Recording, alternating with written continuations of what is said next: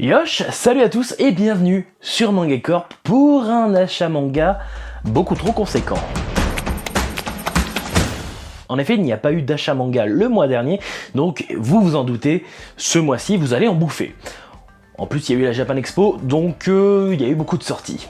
C'est parti. On commence avec un manga que je suis depuis un bon moment sur les plateformes de scan, et enfin, il a été édité en France chez Kana, donc c'est La Voix du Tablier, du moins la traduction française, et je peux vous dire que c'est une tuerie. Ce que je ne savais pas, c'est que c'est en 3 tomes, donc c'est encore mieux.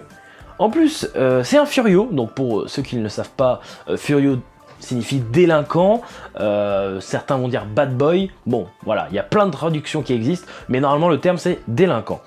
Et voilà, là on suit un Yakuza qui est homme au foyer, et franchement c'est hyper drôle, hyper bien dessiné, et ça prouve, c'est des superbes histoires en fait, c'est des petites histoires, voilà, on suit son quotidien, c'est en 3 tomes, et franchement je le conseille à tous. On continue avec It's My Life, tome 3 de chez Ototo. Alors c'est toujours aussi bien parce qu'il nous avait laissé avec une fin, avec un suspense assez insoutenable sur la fin de ce tome 2. Et donc le tome 3, il n'est pas décevant, il est très très bien.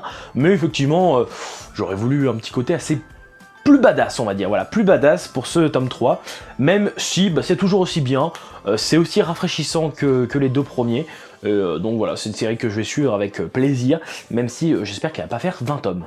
Ensuite, on parle d'un manga que j'attends depuis très très longtemps. Ça fait 1 an en fait qu'on l'attend, ce tome-là, donc le tome 4 de Remonster, donc un superbe isekai que je conseille à tous, qui est hyper rapide.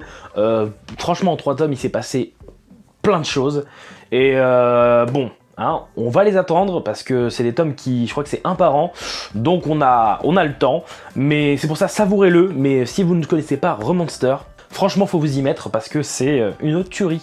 On continue avec le tome 9 déjà, de Yuna, de la pension Yuragi, de chez Pika Édition. Donc franchement, j'ai pas grand chose à dire sur Yuna de la pension Yuragi.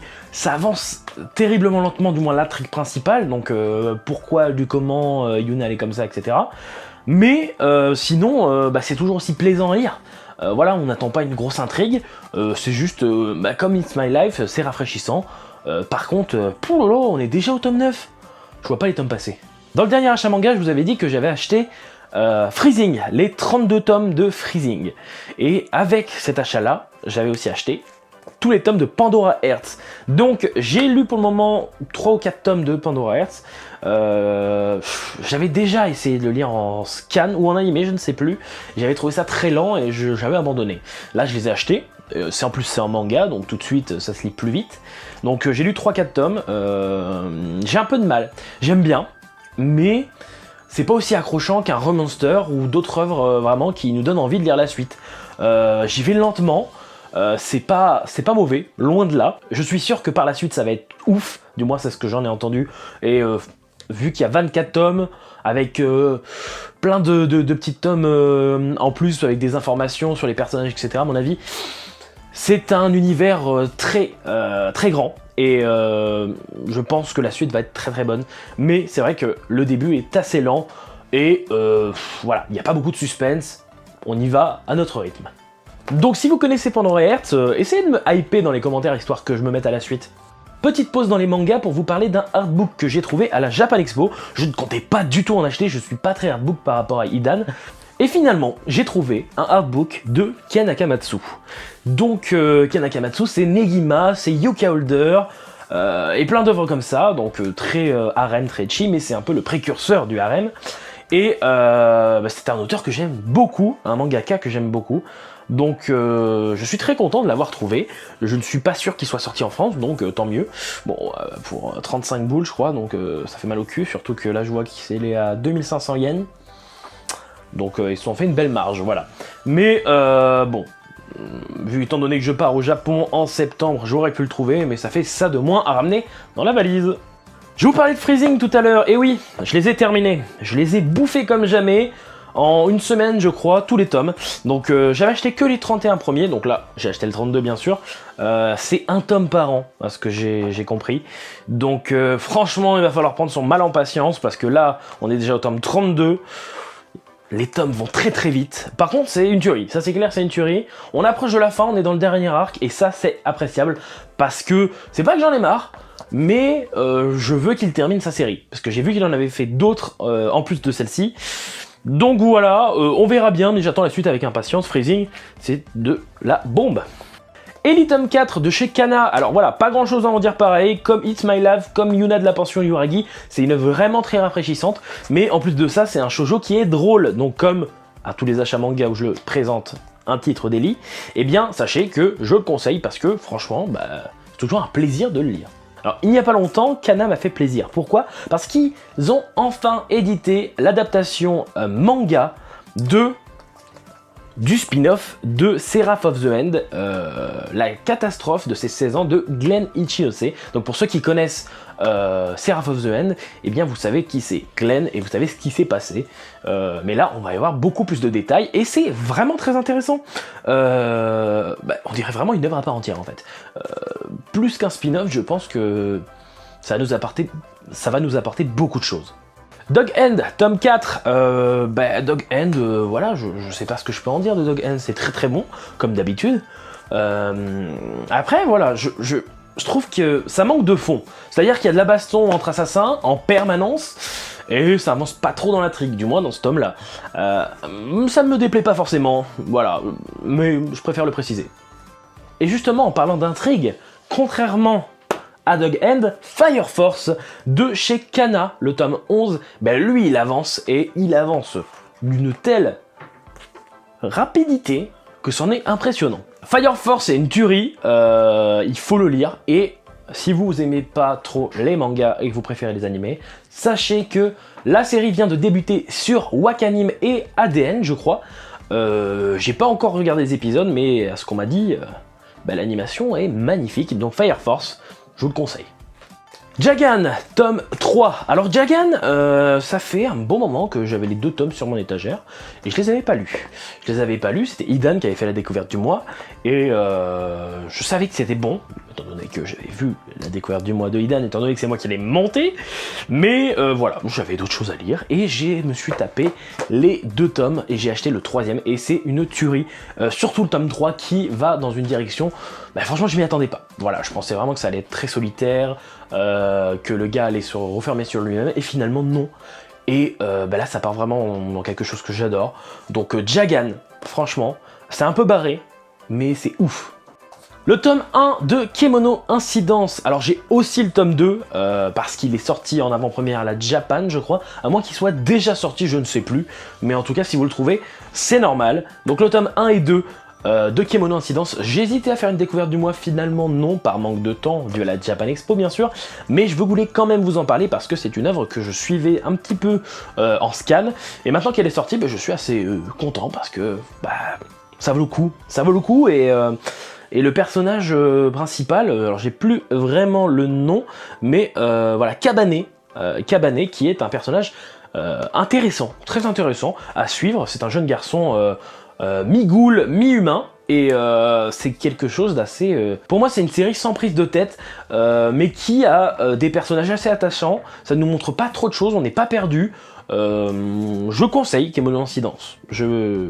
Et d'ailleurs, c'est pas Kemono Incidence, c'est Kemono Incident, yes! Alors ça fait un moment qu'il traînait sur mon bureau que je devais le lire parce que je l'avais reçu de chez Kana. C'est Jardin Secret, un shoujo. Et bien par rapport à Eli, c'est un shoujo très traditionnel, on va dire. Il n'empêche pas que je l'ai apprécié. Donc si vous aimez les shoujo de type basique, voilà, c'est-à-dire qu'ils sont très bons, mais ça reste un shoujo, il n'y a rien d'original. Mais voilà, c'est sympa quand même. Donc Jardin Secret, c'est vraiment très très bon quand même. Voilà, faut aimer les shoujo, c'est tout. On continue avec Deep Sea Aquarium Magmel, le tome 3. Donc c'est une série que j'apprécie toujours autant. Ça fait un moment que le tome 3 se faisait attendre et je l'avais un petit peu zappé. Et quand je l'ai vu, je me suis dit, hey, pourquoi pas, faut bien que je termine une série. Et c'est toujours aussi bon en fait. C'est vrai que je pensais pas que la thématique des profondeurs allait me plaire. Et ça arrive à nous embarquer vraiment dans un univers très beau. Là on part sur du lourd parce que c'est Magus of the Library et c'est le tome 2 bien sûr. On a déjà fait une découverte du mois à ce propos, mais je l'avais beaucoup aimé. J'avais beaucoup aimé cette série et ce tome 2, est encore mieux. Il est encore mieux, mais je suis frustré. Je suis frustré parce qu'il ne va pas assez vite. Alors ce qui est bien, parce que ça nous permet de raconter pas mal de choses. On découvre des nouveaux personnages et c'est bien raconté, on n'a pas de soucis en termes de compréhension. Ce tome 2 est très très bon, et en plus, voilà, c'est assez épais, il y a beaucoup de choses. Magus of the Library, je le conseille énormément, beaucoup plus que d'autres œuvres que j'ai présentées jusqu'à maintenant, parce que il y a vraiment quelque chose d'unique dans cette œuvre. Je pourrais pas vous expliquer quoi, mais je le conseille en tout cas à tous ceux qui aiment la fantasy et les histoires sans combat, voilà, parce qu'il n'y a pas de combat, du moins pour le moment, mais voilà, ça reste un très bon... alors je ne sais pas si c'est considéré comme un shonen ou un seinen, ça paraît plus shonen quand même. On continue avec le tome 5 et le tome 6 de ReZero. Voilà, donc on est au 3e arc, je sais pas s'il va se terminer. On est bientôt à la fin de la saison 2 de l'animé, je crois. Et étant donné que ça fait un moment que j'avais vu l'animé, je me souvenais pas trop de tous les détails. Et là, on arrive sur un moment que j'aime beaucoup, contre un fruit de mer qui va vous casser les pieds. Mais voilà, ça fait plaisir. ReZero, c'est très très bon. Au fur et à mesure, voilà, j'arrive à accepter Tsubaki, qui est le héros principal et qui est très très chiant, parce qu'il est considéré comme faible en fait, même s'il a un pouvoir, c'est-à-dire quand il meurt, il revient, voilà. Pour ceux qui connaissent ReZero, vous le savez. Pour ceux qui ne connaissent pas, si vous appréciez les isekai et vous voulez une touche d'originalité, ReZero c'est pas mal. Alors, j'ai hésité. Et finalement, voilà, je me suis lancé, Mayball de chez Ototo. Donc là, pour l'instant, il y a 3 tomes qui sont sortis, voilà. Mais je n'ai lu que 2 tomes pour le moment. Et j'ai été surpris, parce que je pensais que c'était un... Enfin voilà, j'avais vu quelques extraits, je me suis dit, ouais, en fait, ils mettent du foot, mais ils mettent des femmes. Et du coup, voilà, c'est juste un prétexte pour montrer des boobs. Et finalement, il y a une réelle intrigue, même si c'est assez lent étant donné qu'on n'a pas eu le temps de découvrir toutes les joueuses de l'équipe, mais voilà, elles ont toutes leur caractère, ça peut être bon. Ça peut être bon et je suis assez surpris parce que je m'attendais à rien. Je me suis dit pourquoi pas, les boobs tout ça, mais en fait, il y a plus que ça. Alors là, c'est un tome assez spécial, ça nous vient de Akata, et je l'ai acheté tout simplement pour la couverture. La couverture qui est folle. Franchement, le dessin, pas forcément derrière mais devant, c'est incroyable. Et je ne m'attendais pas à ce que ça soit un shoujo. Je ne savais pas que c'était un shoujo. Et j'étais assez déçu du début parce que l'héroïne est très très chiante. Enfin moi je la trouve très très chiante. Et je m'attendais à arrêter là et même à vous le faire gagner parce que j'en avais marre. Et finalement, allez jusqu'à la fin. Allez jusqu'à la fin parce qu'il se passe quelque chose. Et c'est là qu'on se dit, ah ok. Ah ok, on a l'impression que le mangaka ou la mangaka, je ne sais pas d'ailleurs, il a vu son œuvre, il a fait « Putain, ce tome il est chiant, vas-y, je vais faire ça à la fin. » Et là, c'est vrai, ça marche. On se dit « Ah ok, bon, pourquoi ?» Et du coup, ce pourquoi, on a envie d'en connaître la réponse, donc je vais continuer. Je sais pas si je le conseille, mais en tout cas, voilà, c'est là. Et je vous le dirai sur le tome 2, mais très chelou. En parlant de superbes jaquettes, on part avec Doki Doki et Mes voisins les esprits. Une jaquette du turfu, hein. C'est vraiment une très belle jaquette, voilà, tout simplement. L'histoire est correcte, c'est-à-dire que ça ne m'a pas transporté. On est dans un univers onirique où une fille, on suit l'histoire de je ne sais plus qui c'est d'ailleurs, mais c'est une fille qui arrive dans une bâtisse et qui va découvrir pas des kémonos, des monstres, des esprits. Il l'appelle esprit dans le livre, je crois. Mais en tout cas, on pourrait même appeler ça des yokai. Mais voilà, il l'appelle les esprits. Du moins, la traduction, c'est ça dans le tome 1. Et c'est pas mal du tout. Mais l'intrigue ne m'a pas emporté plus que ça. Même si je m'attends à ce que la suite soit encore meilleure. Voilà, pour moi, ça m'a l'air très rafraîchissant, mais... on va pas voir d'action, on va pas voir du suspense, ou du moins pas forcément, voilà. Ce tome 1 a posé les bases, de bonnes fondations, c'est bien fait. On s'ennuie pas, c'est-à-dire par rapport à Canon, j'ai eu envie d'aller jusqu'à la fin, et j'ai même envie d'acheter les tomes suivants. Mais simplement par curiosité, parce que voilà, ce tome 1 reste correct, mais sans plus. Ah là par contre, c'est une série que j'attendais. Le tome 2, je ne sais pas s'il est sorti, mais en tout cas, il était à la Japan Expo, je l'ai pas acheté. C'est Time Shadow Donc là j'ai que le tome 1, j'ai lu que le tome 1, et en fait, je m'attendais pas à ce que, au contraire de mes voisins les esprits, que Time Shadow m'emporte autant. Voilà, c'est un thriller, un seinen, qui est très intense, et il y a beaucoup de choses qui se passent dans ce tome, et je n'ai pas trop envie de vous en parler parce que ça va vite spoiler, mais Time Shadow je conseille énormément, voilà. Peut-être que j'en ferai même une vidéo parce que, waouh, voilà, je dis ça, voilà. Pour définir ce tome 1, je vais juste dire waouh. Alors évidemment, à Japan Expo, j'ai vu ça, j'ai sauté dessus. Made in Abyss, tome 6. Alors, ce tome 6, voilà, donc on a terminé le gros arc, donc les 2 derniers tomes qui vont bientôt se construire dans un film qui sortira pas forcément chez nous, mais du coup, vous l'aurez au moins en VOST-FR. Donc hâte de le voir parce que certains combats dans cet arc en manga étaient assez brouillons. Donc évidemment dans l'anime ça sera beaucoup mieux dans le film, dans les 2 films d'ailleurs je crois. Et là donc le tome 6 c'est la suite, et il se passe beaucoup de choses, et c'est totalement cool en fait. Alors c'est vrai que plus on avance, plus je vois ce côté mignon, mais sordide et gore en même temps. Voilà, il se passe des trucs toujours... voilà, ça nous prend aux tripes, on va dire. En tout cas, Made in Abyss, je suis toujours autant attaché au personnage, même si, connaissant Made in Abyss, je m'attends à ce qu'il crève n'importe quel moment. C'est des malades, voilà. Mais en tout cas, Made in Abyss, il faut au moins le regarder en animé, la saison 1 est formidable. Bon, j'ai continué. En plus, dès le cours Tanka m'avait fait une super com à la Japan Expo, donc fallait que je prenne le tome 5, bien sûr. Donc, World's End Harem, voilà, donc le principe c'est du cul, voilà, yes. Mais ça avance sur une intrigue un peu plus sérieuse que ça, même si, voilà, la fondation c'est... des culs, voilà, on marche là-dessus, hein, c'est vraiment... voilà. Mais on arrive sur une intrigue qui peut être un peu plus politique, un peu plus sérieuse. Je trouve que c'est bien construit, même si c'est toujours un prétexte pour vous montrer du cul. Voilà, mais bon, c'est la base de l'histoire, donc on va pas forcément s'en plaindre, et puis... oh mais j'aime ça. Classroom for Heroes, tome 4. Alors, vous savez que le tome 3, je l'avais pas kiffé, et le tome 4, un peu mieux, mais voilà, je préférais quand même le tome 1 et 2, parce que ce tome 4, il se passe beaucoup de choses, mais on est très dans...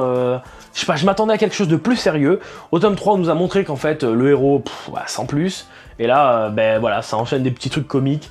En fait, ça essaye de faire la même chose que Yuna de la pension Yuragi, sauf que là, c'est un peu plus sérieux, un peu plus fantaisiste, et avec un peu de combat, avec voilà, quelques petits trucs. Alors il y a des histoires sympas, mais je m'attendais pas à ça en lisant cette œuvre. J'aime bien, mais le tome 1 et le tome 2 sont un peu trompeurs sur la suite de l'histoire. Mais voilà, bon maintenant je suis au courant, donc je suis habitué. The Isolator tome 3 de chez Ototo. Bon, voilà, hein, j'en ai déjà parlé, j'ai même fait une découverte du mois. C'est pas fou, et c'est toujours aussi lent, mais il se passe tellement peu de choses. Alors même si ça s'accélère, voilà, ça s'accélère, c'est mieux que les 2 premiers tomes, mais ça faut nous en sortir un toutes les semaines pour qu'on soit au courant là, parce que là on n'en a pas terminé. Hein. En fait, il y aura en 10 tomes un arc, c'est tout, parce que c'est hyper lent. Je sais pas si c'est parce qu'il y a du blabla ou autre chose, on nous explique des choses, je sais pas. Il y a pas beaucoup de persos en plus, mais enfin bon, c'est pas mauvais, il y a des pouvoirs, il y a une intrigue correcte on va dire, mais c'est hyper lent. Alors lui je l'attendais, comme d'habitude. On parlait de Kanakamatsu et voici Yuka Holder, tome 19. Et c'est toujours aussi bon putain, on découvre tellement de choses. Donc là, ça essaye de conclure entre les relations des personnages principaux et secondaires. En nous montrant beaucoup de background, le background de Karine, si vous connaissez. Et c'est très bon parce que c'est ce qu'on veut. Même si on veut la suite de l'histoire aussi, là, alors je pense que ça peut en déplaire à certains parce que on voulait la suite de l'intrigue. Là, on a surtout du blabla, des flashbacks et de la romance. Mais c'était quelque chose à montrer et c'est fait. Donc voilà, j'attendais pas impatiemment ce tome 19, donc j'ai été surpris de le voir à Japan. J'étais très content et c'est pour ça que j'ai pas forcément été déçu. Mais il n'y a pas beaucoup d'action. Alors une série que j'attendais pas du tout, parce que c'est sorti il y a pas si longtemps que ça en scan. Du coup, quand j'ai vu ça chez en plus les éditions Komiku, j'ai pas beaucoup de choses des éditions Komiku, j'étais agréablement surpris. Mais vraiment, parce que ils l'ont annoncé il y a 2 semaines, et là voilà, il est sorti vendredi dernier. New World Adventure. Enfin, Noble New World Adventure. C'est un putain d'isekai, yes. Et un super bon isekai. Bon, parce que c'est un gros godlike, c'est-à-dire que le héros est vraiment trop badass. Voilà, ça va pas plaire à tout le monde parce que l'intrigue est pas folle, mais moi j'adore parce que isekai godlike et bah, c'est très bien fait, c'est très bien dessiné, le personnage est cool. Moi je demande rien de plus. Donc c'est parti. Je conseille. Todag, tome 2 de chez les amis de Nazca Édition. Et bah, franchement, c'est toujours autant une tuerie, un plaisir de redécouvrir cette série en manga, avec une qualité de papier toujours aussi incroyable. D'ailleurs, j'ai croisé Nazca Édition à la Japan Expo qui m'ont dit qu'il y avait beaucoup de moins de pages qu'un manga traditionnel. Et en fait, je ne m'en étais même pas aperçu. Alors, je sais pas pourquoi. Peut-être parce que dans les scans, les chapitres sont hyper courts. Du coup, j'ai l'habitude que ça soit très très court. Donc le fait d'en avoir autant, c'est pour ça que je ne me plains pas. Voilà, en plus, il paraît quand même épais étant donné qu'il y a de la couleur dans ce manga. Voilà, en tout cas, je le conseille. Todai Tales of Demons and Gods, c'est une tuerie. Voilà, c'est juste une tuerie. D'ailleurs, vous connaissez Solo Leveling? Voilà, le nouveau webtoons actuel, le nouveau manhwa qui fait sensation. Bah, Todai, même niveau. Et je termine avec une réception de H2T Édition, ça s'appelle Innermost, je crois que ça se prononce comme ça. C'est fait par un Italien, je crois, Redjet, je ne suis pas sûr, ça se trouve je dis une grosse connerie. C'est de H2T Édition et bah, c'est pas mal du tout. C'est pas mal, même si en termes de dessin, bah, tout est bien dessiné sauf le visage. Voilà, donc c'est dommage. C'est une petite série assez sympathique, franchement ça peut s'améliorer, mais j'ai été accroché par l'intrigue. Voilà, les dessins sont pas incroyables, mais du moins l'intrigue m'a plu. Pourtant j'ai pas énormément d'arguments, il se passe pas énormément de choses, mais je trouve que l'univers est bien construit et on nous explique bien tout. Voilà, j'ai pas forcément d'autres arguments, mais Innermost, moi je conseille, voilà. Et voilà, c'est terminé pour mon achat manga du mois dernier et de ce mois-ci. J'espère qu'il n'a pas été trop long. Si vous avez des achats manga à présenter, vous pouvez le faire aussi en commentaire, ou si vous voulez juste discuter de mes achats et de mes lectures à moi. Voilà, en tout cas, moi je vous dis à la prochaine pour une prochaine vidéo sur Manga Corp. Yosh!